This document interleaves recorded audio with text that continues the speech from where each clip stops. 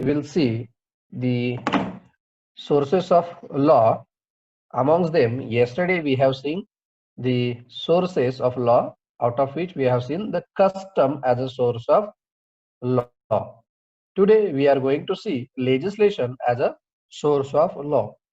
Welcome to all of you, and let's start today's session. Okay, as we know, legislation is very important source of law. Legislation means to legislate, means when there is a body to make the law, that is known as a legislation. Legislation means the job of parliament, or we can say a law making authority. Law making authority. That law making authority which is established by way of law, which is established by way of law, that authority get recognition of the court or the superior court, then that authority becomes the lawful authority or a proper authority or a competent authority to make the laws. The job of legislation is to legislate. The job of legislation is to legislate, that is to enact or to make, amend, unmake, repeal the law, that is the written law. And therefore the legislation is considered as very important source of law. Then why it is considered as an important source of law? There are reasons why the legislation is considered as important source. What are the reasons for which the legislation is considered as a good source of law? The first reason is that the process of legislation involves the different procedures, including laying down of legal rules by the legislature, which the state recognizes as a law. Why the legislation is a good source of law? Because it has a definite procedure. It has a definite procedure, means to tabling, to prepare a draft, then the draft gets sanctioned by the cabinet ministry, it becomes bill, then that bill is tabled before the parliament, that is the tabling procedure, then reading, then a discussion, then voting, then it becomes a law, then that law gets sanctioned by the president. Means this is the procedure through which this law or the bill passes, and therefore this is a reliable source of law. Therefore legislation is a good source of law. It lays down legal rules. By way of this procedure, it lays down legal rules. And the second reason why it is a good source of law is that these legal rules has the force and authority of the state. Force and authority of the state, and therefore this is, that is, the legislation is a good source of law, and therefore the people or the citizen are under obligation to follow these rules which are framed by the parliament or legislature, because these laws by the people, they who are representative of we the people or representative of the citizens residing in the country, residing in the state. And therefore this law is nothing but the written will of those who are sitting in the parliament. Now we'll see what exactly the term legislation is. Legislation is a term which is a combination of two words, that is legis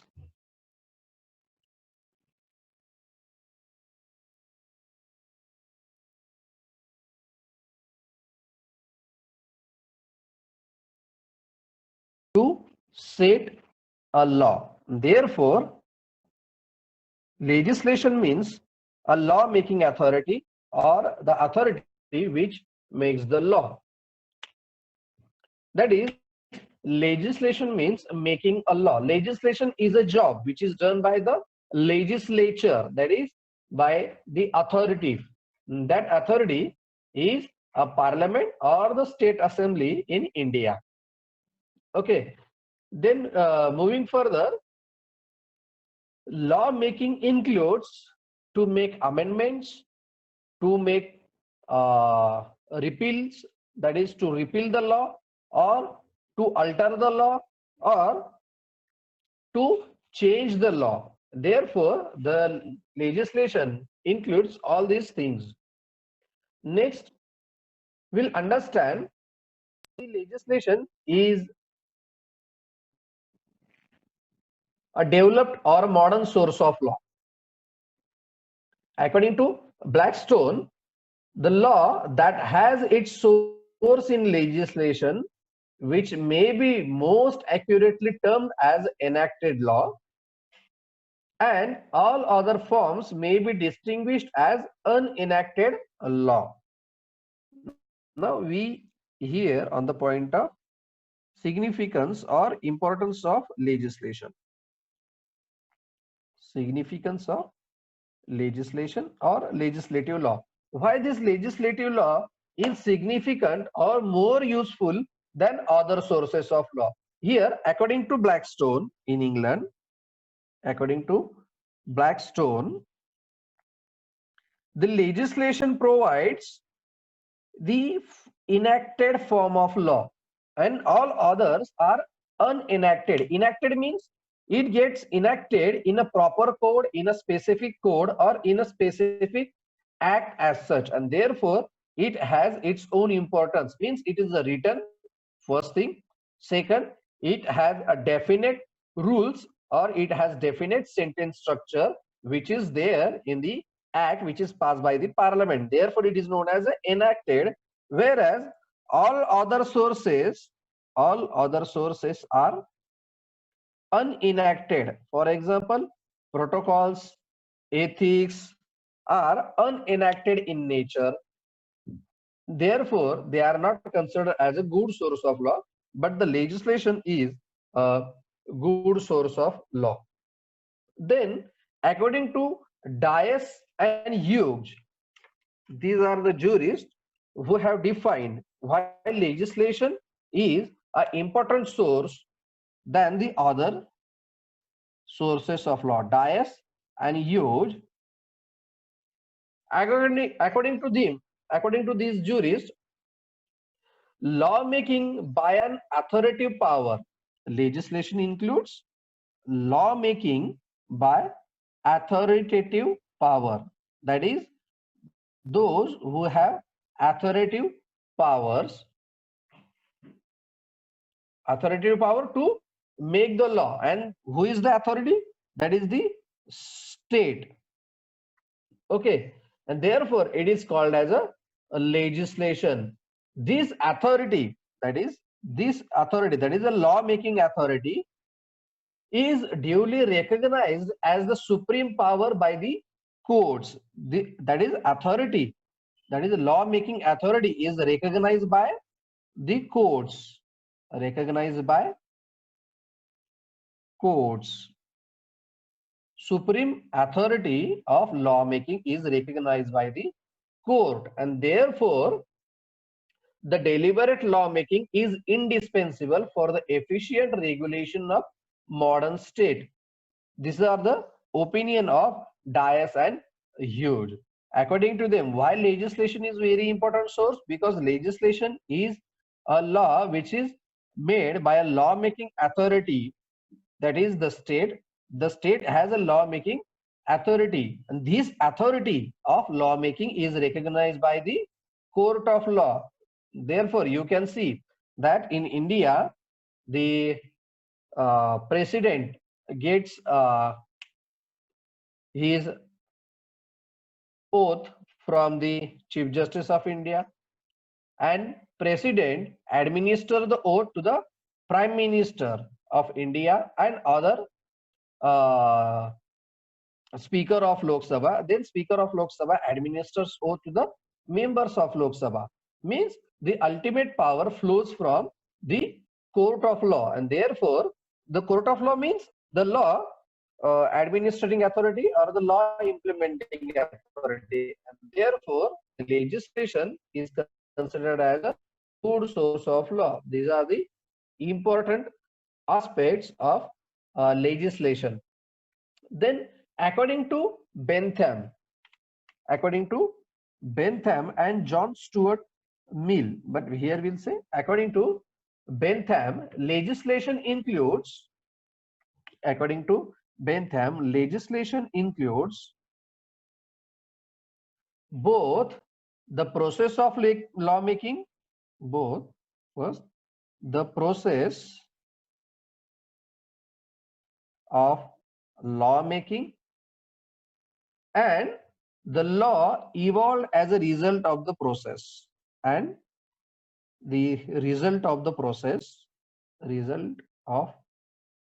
that is a law or enacted law or a statute or an act as such. Means the law include process and the result or the outcome, and therefore according to Bentham and John Stuart Mill, legislation includes both the process of lawmaking and the law evolved as a result of this process. According to John Gray,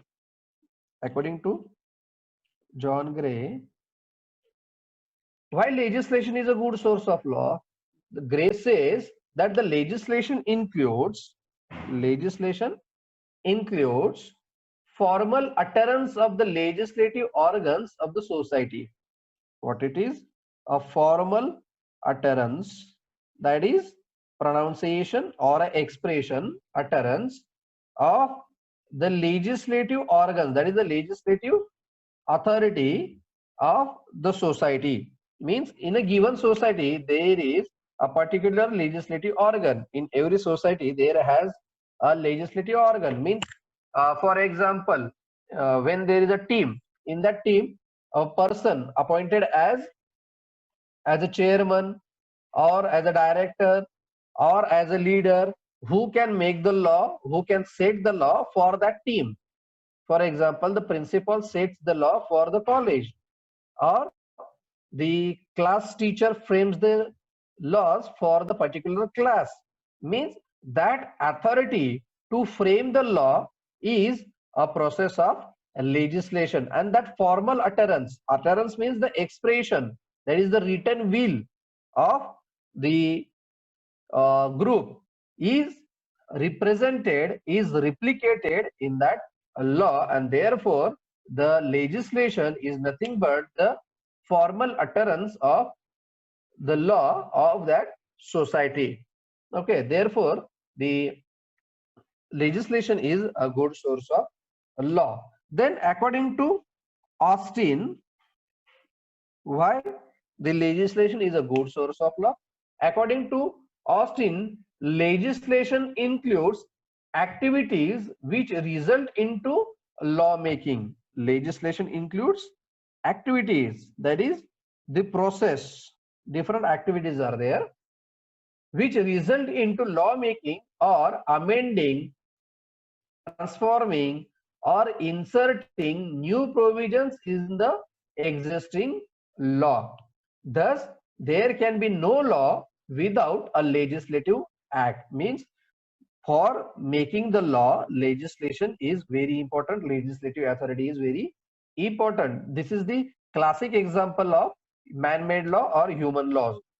Austin further holds that when a judge establishes a new principle by means of his judicial decision, he is said to exercise legislative power and not a judicial power. Very rightly pointed out by John Austin that whenever a new law is said by even by the judges, even by the judicial authority is there to implement and to interpret the law.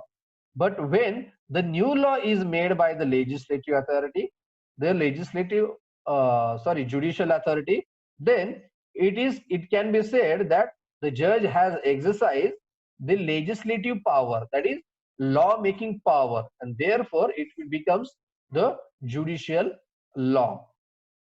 Okay. Then we'll see there are kinds of legislation. Okay, before that we'll see another juries, that is a Salmon. Then we'll see the classes or kinds of legislation.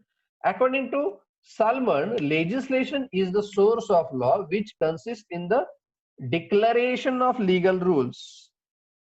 I love this guy. Salmon, according to him, legislation includes a law. It is a declaration of legal rules by a competent authority. What apt definition?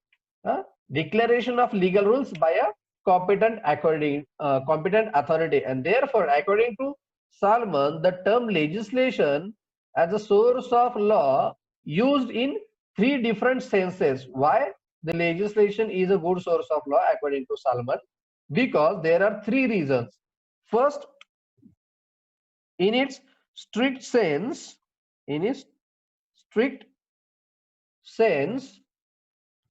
it is that source from where the rules of law declared by a competent authority are framed. Means, in its strict sense, the law flows from or derives from the competent authority. Okay, they have framed the law. In its widest sense, legislation includes all methods of lawmaking. In its widest sense, it includes all lawmaking, all methods of lawmaking. And further, he says legislation includes every expression of the will of the legislature. Okay, in its third sense, that legislation includes every expression, that is expression of amendment, repeal, alter, or to make the new law. Every expression of the will of the legislature, of the will of legislature that who have passed the law, whether making law or not. Means law is said to be the outcome of or the product of the political power which is in power in the parliament, and therefore it is said that the law is nothing but the outcome or the result of that political party, and therefore the legislation is nothing but the expression of the will of the legislature, and therefore the legislation has three different senses according to Salmon. Okay, now we will move towards the kinds of legislation. Kinds means the types of legislation according to its use. Okay, kinds of legislation. Broadly speaking, legislation may be either supreme or subordinate. There are primarily two kinds of legislation: supreme legislation and second, subordinate legislation.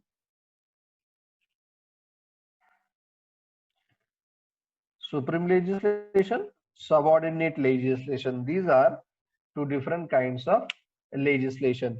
The legislation is supreme when it proceeds from the sovereign power in the state.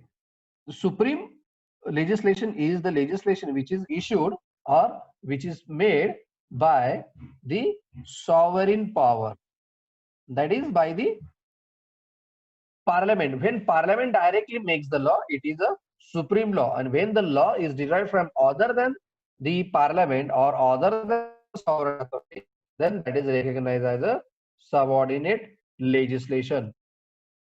Okay, subordinate legislation proceeds from any authority other than sovereign power. Any authority other than sovereign power means the law which is derived or made by any other authority other than the sovereign power is known as a subordinate legislation. When the law is made by, say, a commissioner, by a collector, or by a tahsildar, then that is considered as a subordinate legislation. But when the law is itself made by the sovereign authority, for example, on union list, the law is made by the parliament, and on a state list, the law made by the state assembly is considered as a supreme legislation. As we know, these lists are provided under Schedule 7 of the Constitution.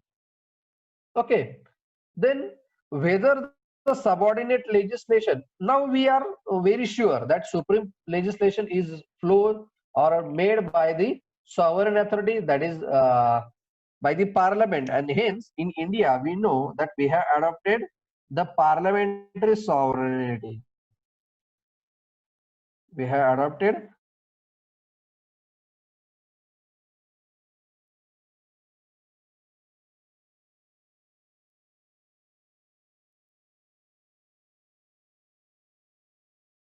council.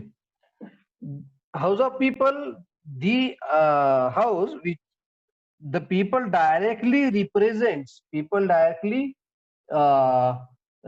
give vote to their representative, and therefore these leaders or the member of parliament are the nothing but the representation of the people of India, and therefore it is a house of people. Okay. Then next, why subordinate legislation is also a valid, means as we know that the parliament who have made the law is a pure law, because now earlier points we have seen why legislation is a good source of law. Then we'll see the next point, validity of subordinate legislation. Validity of subordinate legislation. Supreme legislation is valid because it is made by the sovereign authority. Therefore, there is no question regarding the validity of sovereign legislation. But now we are on the point, validity of subordinate legislation. Okay. This subordinate legislation may be sometimes referred as subordinate legislation, may be referred as delegated legislation. Delegated legislation means the law which is made by delegated authority or subordinate authority. It is known as delegated legislation. This topic is vastly covered in administrative law as such.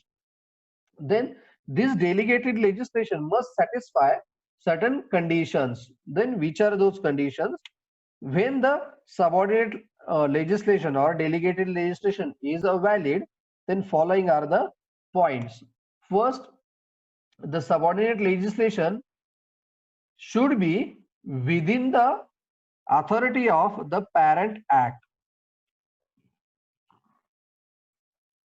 Parent act means the sovereign legislation. If the parent act is made by the state legislature or by the parliament, as the case may be, then the delegated legislation must be within the power of the parent act.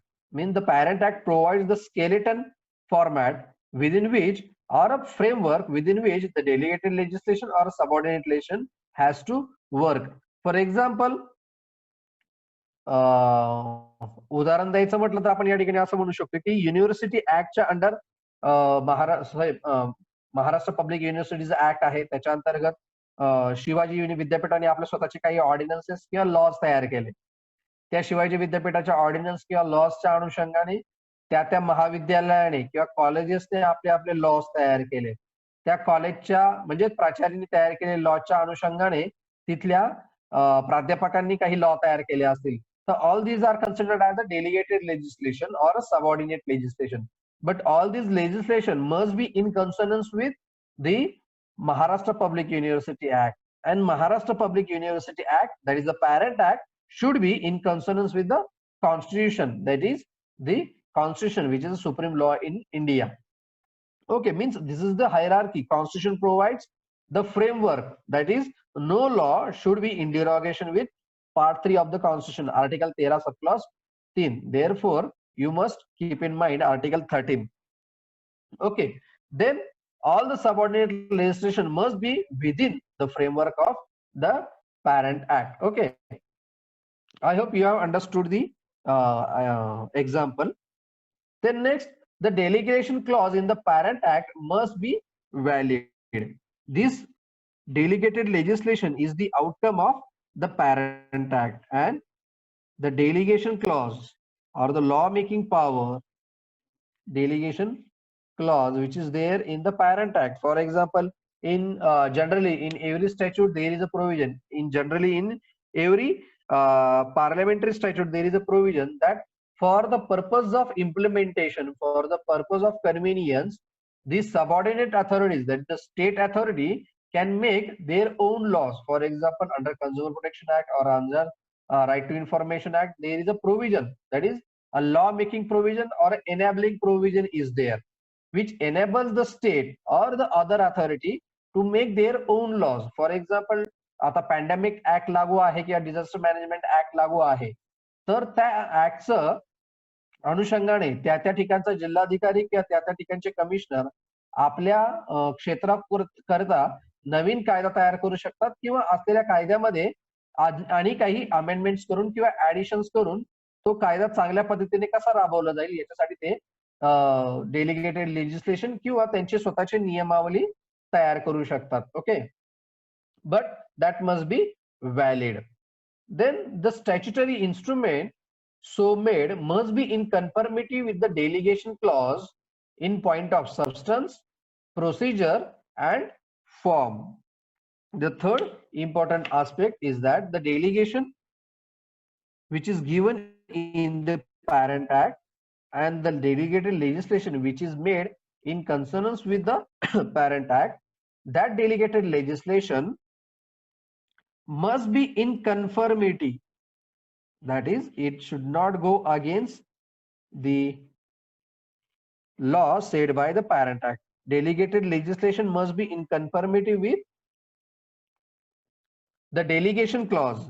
Here we have seen the delegation clause in point of substance, procedure and form. Okay, means when the delegation clause has provided in the Parent Act, then according to that delegation clause, substance means for what purpose the delegated authority or subordinate authority can make the law, that substance is provided. How they can make the law? If the procedure is provided in delegation clause, that procedure must be followed, and the form in which the delegated legislation should be there. For example, नियम, अधिनियम हे जे काही issue केले जातात ते नियम अधिनियम हे मूळ कायद्यानुसार असले पाहिजे किंवा कायद्यामध्ये त्याचा फॉर्म दिलेला असला पाहिजे, तर आणि तरच डेलिगेटेड लेजिस्लेशन तयार करता येईल. These are the conditions of validity of subordinate legislation. I hope these are clear to all of you. Then we'll see the kinds of subordinate legislation. Kinds of subordinate legislation or a delegated legislation. First, colonial legislation, executive legislation, judicial legislation. We'll explain this one by one later on, but first we'll see what are the kinds of subordinate: colonial, executive, judicial, then municipal legislation, and autonomous legislation. These are the different kinds of subordinate legislation. Okay, broadly speaking, colonial legislation means the legislation which is passed by the Governor General for their own colonies or for their own localities. The law which is passed by the British Crown or the British Parliament. Accordingly, the governor is established or the governor establish the collector or a commissioner, and that commissioner or collector frames their own laws. That is a colonial legislation. Executive legislation means the law which is framed by the executive authority. For example, ordinance lawmaking is the executive legislation or the law which is made by the commissioner or collector or by a subdivisional officer किंवा प्रांत किंवा तहसीलदाराने तयार केले त्यांचे स्वतःचे जे काही laws आहेत त्या क्षेत्रापुरता, that is the executive legislation. Judicial legislation, as we know, when the law is set by the judiciary, it is known as a judicial legislation. Municipal legislation means for that municipal area, the municipal commissioner or the CEO, that is the chief executive officer of that municipal authority, has made the law. For example, in Karad Nagar Parishad, now the Ramakant Dake is the CEO. He has made his own law that will collect all the idols of the Ganesha from door to door. That is municipal legislation. And autonomous legislation, if autonomy is granted to a particular institute, and accordingly that institute can make their own laws, that is the autonomous legislation. For example, under Shivaji University, there are certain other autonomous institute like a Rayat Shikshan Samstha.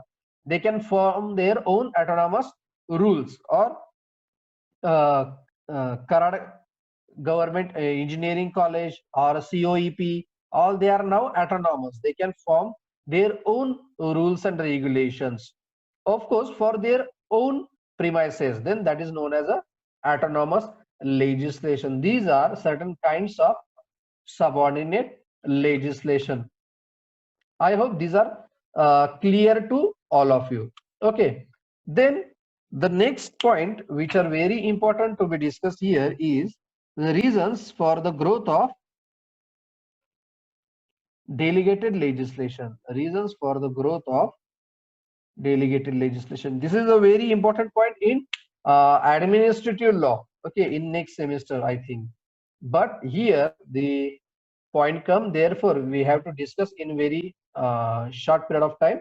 What are the reasons for the growth of delegated legislation? As we know, there are two kinds of legislation: legislation and delegated legislation, or subordinate legislation. Now the supreme legislation is made by the parliament, but every time the parliament has no time to make the law according to the changing situation, or making a parliamentary law is a kind of quite tedious job or a time consuming job, and therefore it is better that subordinate authority can make the law according to their own changing situations or according to their own convenience. And therefore the delegated legislation has been increased so vehemently that today we can see delegated legislation are there everywhere. Okay, therefore delegated legislation uh, has their own significance so far as the practical aspects are concerned. Okay, then while defining why the delegated legislation has been developed or grown, according to Griffith, according to Professor Griffith, the growth of delegated legislation in the 19th and 20th century was inevitably due to fundamental changes in the theory and practice of the government.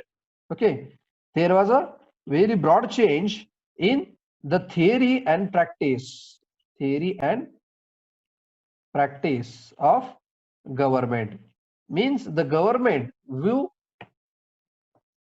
ought to make the law, but this is in theory. In practice, the functions of the government has been multiplied, because now the state has become the welfare state, and welfare state has to do a lot of things, a lot of welfare projects for the benefit of the society, and therefore every time the parliament or the sovereign authority cannot have that much technical knowledge or practical understanding, and therefore the delegated authority or the executive authority has to make the law for the purpose of mitigating the practical problems. But following are the main factors which have contributed toward the growth of delegated legislation. Okay, why, or the reasons for the growth of delegated legislation can be summarized as the concept of welfare state. The concept of welfare state. We have seen this concept earlier, that there was a development of the phase police state, laissez-faire state, then welfare state. Now, in the era of welfare state, the state has to be expected to do everything for the welfare of the people, and therefore it has a tremendous increase in the work of the government, which have necessitated a huge bulk of legislation. But the parliament hardly has a time to deal with this wide range of legislation efficiently.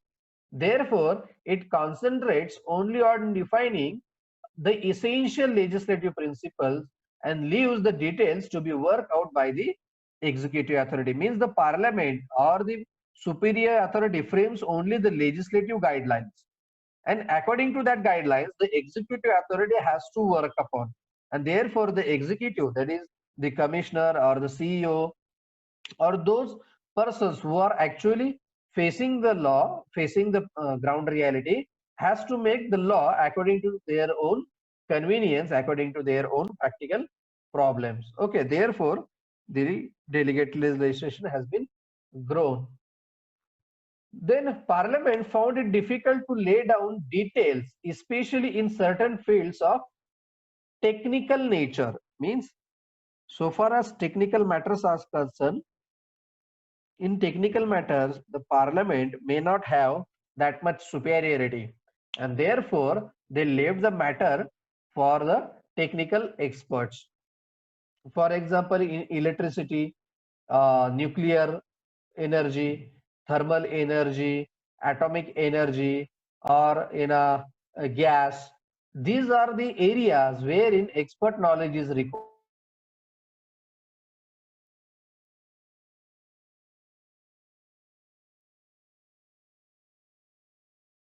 Therefore, delegated legislation is also necessary to meet unforeseen contingencies.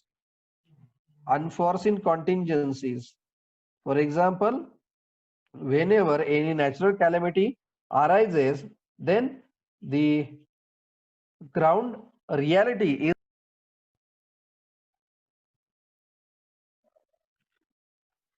the another important point is that welcome back again in the meeting. We are on the point of kinds of subordinate legislation or kinds of delegated legislation.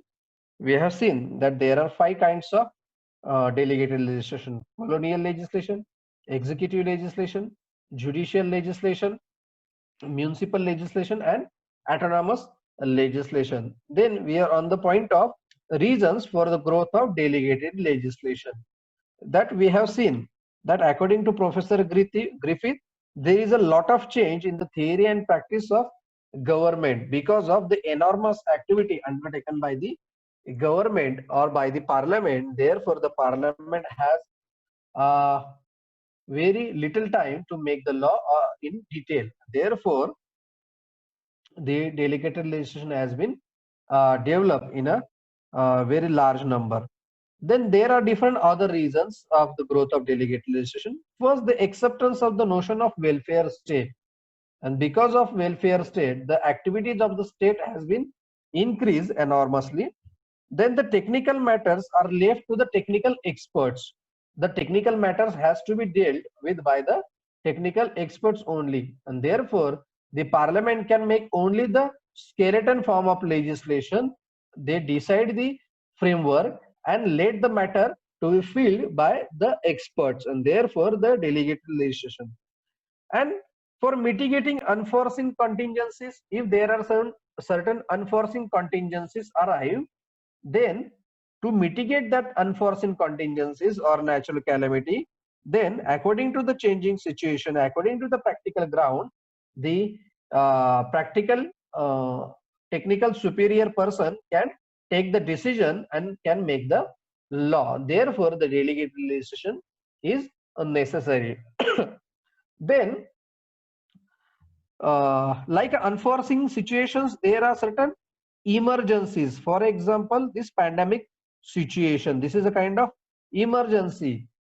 To mitigate this emergency situation or emergency out of war, insurrection, flood, or economic depression or pandemics, the executive can frame their own law, the executive authority becomes the rule, has received the rule making power, so that it may be initiate appropriate remedial action immediately without waiting for law to be passed by the legislature, which is a very lengthy procedure. As we know, to pass a law by the legislature is a lengthy procedure, is a time consuming procedure, and during emergency situations we don't have time to think over, but we have to take action immediately, and therefore the executive can take their own decision immediately.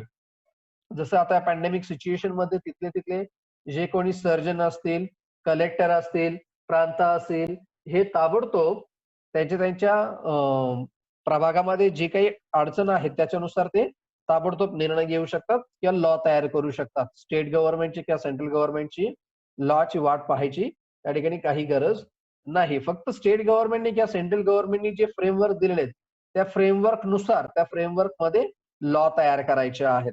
प्राचार्यांनी सांगितलेल्या framework नुसार class टीचरने किंवा class मॉनिटरने आपल्या क्लाससाठी law तयार करायचा आहे, त्याला आपण delegated legislation असं म्हणतो.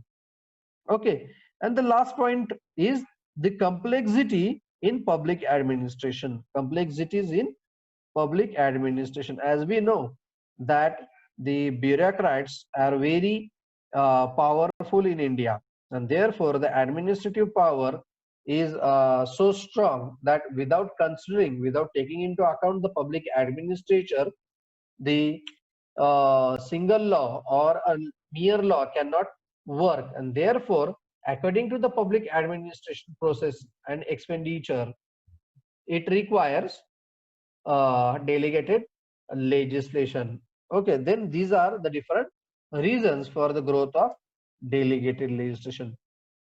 पण जर डेलिगेटेड लेजिस्लेशन केलं आहे खालच्या अथॉरिटीने किंवा एखाद्या कमिशनरने, एखाद्या कलेक्टरने चुकीचा लॉ तयार केला असेल किंवा लॉ तयार करत असताना गडबड केली असेल किंवा तो लॉ जाचक आहे असं वाटत असेल किंवा तो लॉ आर्बिट्ररी आहे,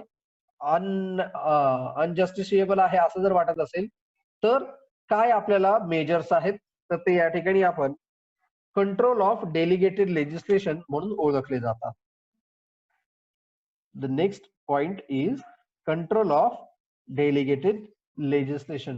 How we can control the power of lawmaking or the power of delegated legislation. Then there are three main control of over delegated legislation. How we can control subordinate legislation? There are three ways. First, procedural control. Procedural control. Second, parliamentary control. And third, judicial control. Third is a judicial control. Okay, we'll see it one by one. First, the procedural control. The part of procedure is very important in delegated legislation or in administrative system as such. Why this administrative system? Because the delegated legislation is made by the executive authorities or by the administrative authorities, and therefore all these laws are considered as a administrative law. And for every administrative authority there is a definite procedure which has to be followed. For example, यालाच आपण rate टॅपिझम असं देखील म्हणतो की प्रत्येक टेबलची स्वतःची एक procedure असते. प्रत्येक टेबलचा जो ऑफिसर आहे तो स्वतः सुप्रीम असतो, सुपिरियर असतो त्या बाबतीत निर्णय घेण्यासाठी, आणि म्हणून कधी कधी ही प्रोसिजरल कंट्रोल हा अदरवाईज देखील घेतला जातो किंवा त्याचं नुकसान देखील होऊ शकतं. न procedural control means everything shall go by procedure. म्हणजे ज्युनियर ऑफिसरला कुठलीही पॉवर नाहीये ताबडतोब एखादा निर्णय घेण्याची, तर he has to always consult with the senior officer.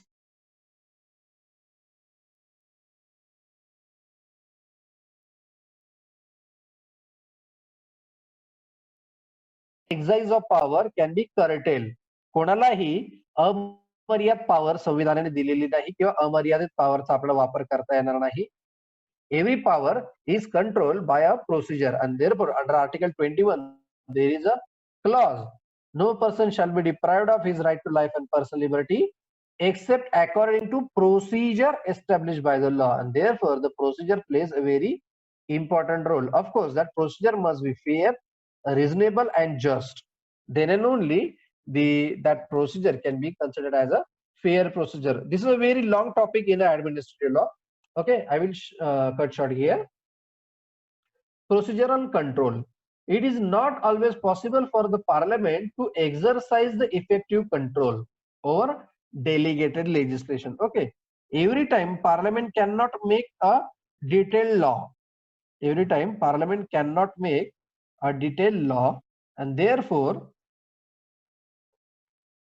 certain procedural safeguards are therefore necessary to keep constant watch over the exercise of power by the executive or administrative authorities. Okay, therefore the parliament has suggested certain means definite procedural safeguards. Okay, procedural safeguards.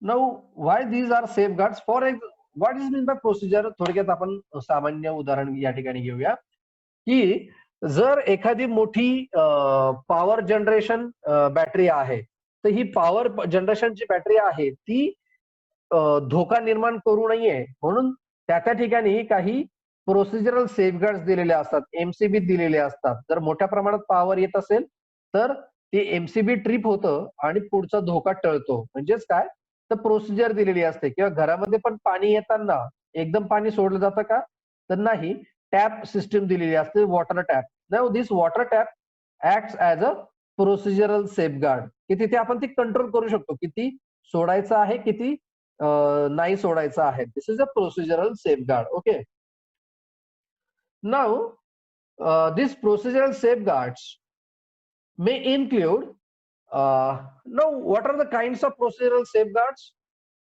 Then these procedural safeguards have certain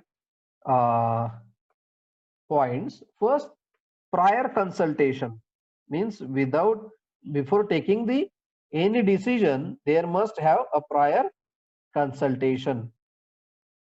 आधी विचारपूर्वक निर्णय घेतला गेला पाहिजे. म्हणून prior consultation of interest which are likely to be affected by the proposed delegated legislation. जो नियम, जो कायदा, जो निर्णय आपल्याला घ्यायचा आहे त्याच्याविषयीची प्रायर कन्सल्टेशन संबंधित जे काही घटक असतील, इंटरेस्टेड पार्टीज असतील, त्यांच्याशी त्या संदर्भात आधी डिस्कशन झालं पाहिजे, चर्चा झाली पाहिजे. फॉर एक्झाम्पल, आपल्याला मलकापूरमध्ये कर्फ्यू लावायचा आहे, 144 सेक्शन लावायचा आहे. तर मलकापूरमध्ये ते लावण्याआधी मलकापूर मधले जे लोकप्रतिनिधी आहेत, मलकापूरमध्ये जे म्युनिसिपल पार्टी अथॉरिटी आहे, त्यांच्याशी चर्चा करून मग तिथल्या एसपीने किंवा डीवायएसपीनी हा निर्णय घेतला पाहिजे. ताबडतोब त्यांना अधिकार आहे म्हणून 144 कलम लागू नाही केलं पाहिजे. Prior consultation should be there. This is a procedural safeguard. Then prior publicity of proposal. लोकांना त्याची सूचना दिली गेली पाहिजे की उद्यापासून पाणी येणार नाहीये, किंवा तुम्हाला गणपती सार्वजनिकरित्या विसर्जित करता येणार नाहीये, किंवा तुम्हाला मिरवणूक काढता येणार नाहीये. याचं काय केलं पाहिजे, प्रायर पब्लिसिटी होणं गरजेचं आहे. आणि म्हणून चावडी असेल, त्या ठिकाणचं तलाठी कार्यालय असेल, ग्रामपंचायत कार्यालय असेल, या ठिकाणी जाऊन ती सूचना देणं गरजेचं आहे की जसं उद्या पाणी येणार नाहीये तर एकदम निर्णय घेणं योग्य नाही. तर संबंधित लोकांना ते कळवलं पाहिजे की उद्या पाणी येणार नाहीये, किंवा 4 दिवसासाठी लॉकडाऊन जाहीर करण्यात आलेला आहे, किंवा पुढच्या आठवड्यामध्ये दुकानं फक्त 9 ते 2 चालू राहणार आहेत वगैरे. जे काही ऍडमिनिस्ट्रेटिव्ह डिसिजन्स असतील, they should get prior publicity. Okay, and the third one is the publication of delegated legislation. जो काही निर्णय झालेला आहे, दिस इज अ प्रपोजल, आणि जो काही निर्णय झालेला आहे, it should get publish. That is a publication. लोकांना कळायला पाहिजे नेमका काय निर्णय झालाय, नाही तर लोकांमध्ये गैरसमज तयार होतात आणि अफवा तयार होतात. Therefore publication of delegated legislation is mandatory. That जो काही निर्णय घेतला गेला आहे, जो काही डेलिगेटेड लेजिस्लेशन झाला आहे, कलेक्टरने जो काही निर्णय दिलेला आहे की त्या ठिकाणच्या शिक्षणाधिकाऱ्यांनी किंवा गट शिक्षणाधिकाऱ्यांनी निर्णय घ्यायचे आहे शाळेसंदर्भातले, तर हा जो काही निर्णय आहे हा संबंधित लोकांच्या माहितीत असला पाहिजे. That it should get published. Okay, this is a procedural control. Then second is the parliamentary control. Parliamentary control means in parliamentary act itself there is a bar. म्हणजे ज्यावेळी कायदा तयार होईल त्या कायद्यामध्येच काही बार लावून देण्यात येतील, काही अटी सांगण्यात येतील की असा असा हा कायदा असला पाहिजे म्हणून. That is known as a parliamentary control. This is another method of controlling of a delegated legislation. Okay. In parliamentary control, the object is to keep watch over the rule making authorities.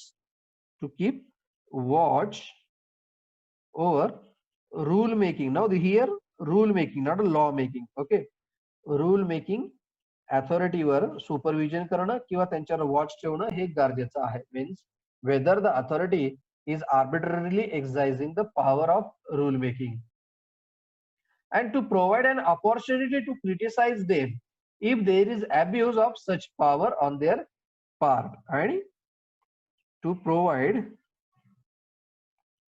or to hear the other side. Means if the rule making authority is exercising arbitrary power of law making, then the party who gets affected should have opportunity to place their own version, their own say before the superior authority. म्हणजे जर एखाद्या कलेक्टरने चुकीचा कायदा तयार केला असेल, एखाद्या एसपीने चुकीचा कायदा तयार केला असेल, तर त्यांच्यावरची जी काही सुपेरियर अथॉरिटी आहे त्यांनी ते म्हणणं ऐकून घेतलं पाहिजे कशा प्रकारे हा कायदा चुकीचा आहे म्हणून. This is known as a parliamentary control. This control can be exercise in a different manner. First in form of proceedings in parliament, in form of proceedings in parliament, or second, requiring the offending provision in the delegating statute to be laid on the table of the legislature, किंवा याला tabling असं म्हणतात, किंवा laying down. And third is to exercise of control by parliament through scrutiny committee. Parliament ची काय असली पाहिजे? Scrutiny committee. Means in every statute there is general provision whenever the delegated legislation is made by a subordinate authority, then that proceeding should be tabled before the parliament or each house of the parliament, and that proceedings, that procedure will be scrutinized by the scrutiny committee of the parliament. म्हणजे पार्लमेंटची जी काही scrutiny committee असते किंवा प्रत्येक जसं आता आपल्याला माहिती की आपले श्रीनिवास पाटील साहेबांना दिशा समितीचा अध्यक्ष नेमले गेले पार्लमेंटमध्ये. म्हणजे वेगळ्या प्रकारचे जे काही खर्च होणार आहेत शासनाच्या समित्यांकडून किंवा त्या मेंबर ऑफ पार्लमेंट कडून, तर त्याचं जे काही अकाउंट आहे ते त्यांनी त्यांच्याकडे देणं गरजेचं आहे, किंवा योग्य दिशेत पैसा खर्च केला जातोय की नाही हे बघण्याचं काम ती दिशा समिती करेल. Disha means a direction. Okay, then the next is a judicial control over the delegated legislation. Judicial control. This is a very famous now. If there is a violation of a human right or particularly the fundamental right because of this delegated legislation, then we can challenge this delegated legislation under Article 226 before the High Court and before the Supreme Court under Article 32. Or we can file the public interest litigation or a writ petition in the Supreme Court or in the High Court if the law which is said by the legislative executive authority is ultra virus to the parent act. जर कुठल्याही समितीने किंवा अधिकाऱ्यांनी एखादा कायदा तयार केला असेल की जो चुकीचा आहे असं वाटतंय, अशा वेळेस जसं आता UGC ने कायदा केला की परीक्षा घ्यायलाच पाहिजे लास्ट इयरची, त्याला टाळता येणार नाही. Now this law is challenged before the Supreme Court, and yesterday the decision came that yes, examination should be conducted, but the mode and manner of conducting examination may be of choice of that state government as per the practical situations, but the exam will be there. Means now UGC is a executive authority. They have took the decision to conduct the laws even during the pandemic situation. Of course, after the slowdown of the pandemic situation, the exam shall be conducted in a safest manner. Okay, this law was challenged before the Supreme Court. This is a judicial control over the delegated legislation. Okay, the judiciary has the power of examining the validity of delegated legislation. The judiciary has to change the validity, and therefore yesterday the Supreme Court says we do not found any material infirmity in issuing the law by the UGC. That is the verdict of the Supreme Court.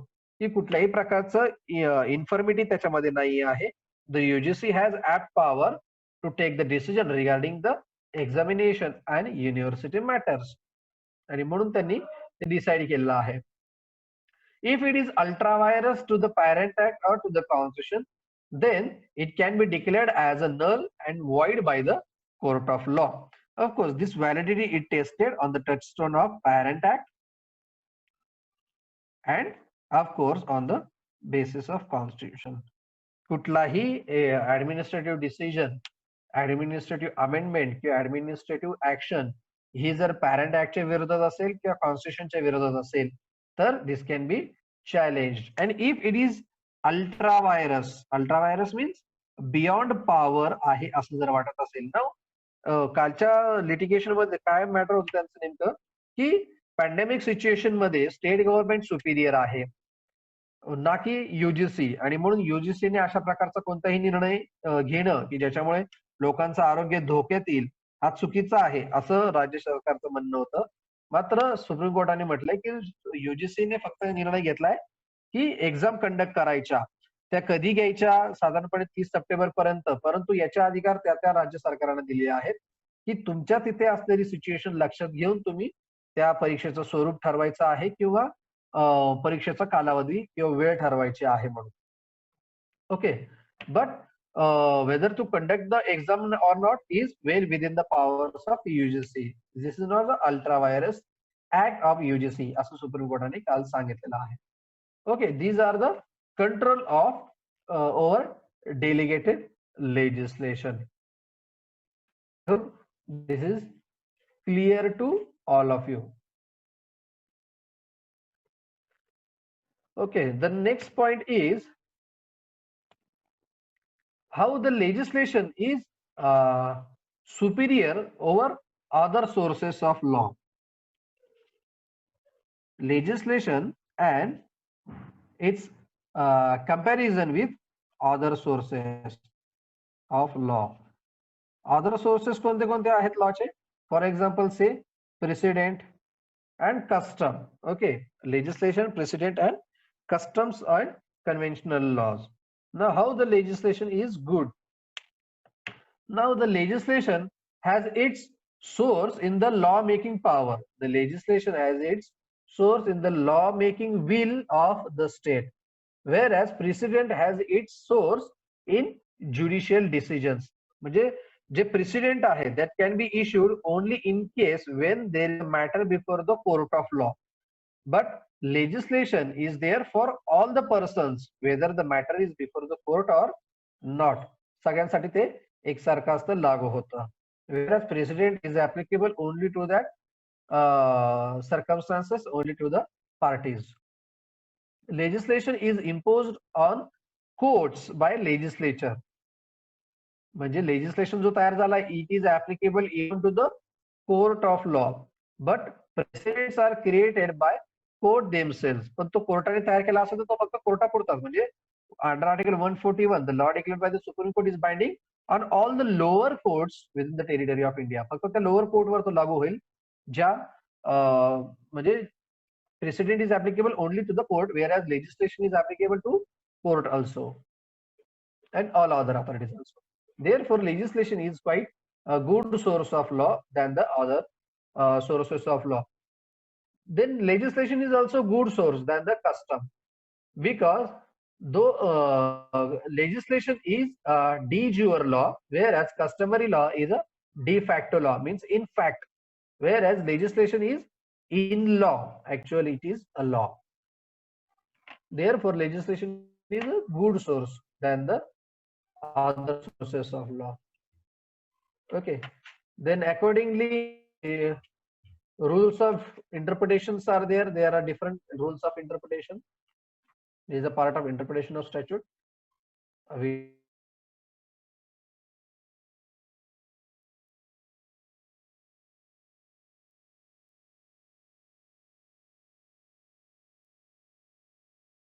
okay, this is the next source of law. What is meant by judicial precedent? Then it is decision delivered by the court of law. Okay, precedent means a law declared by the court of law.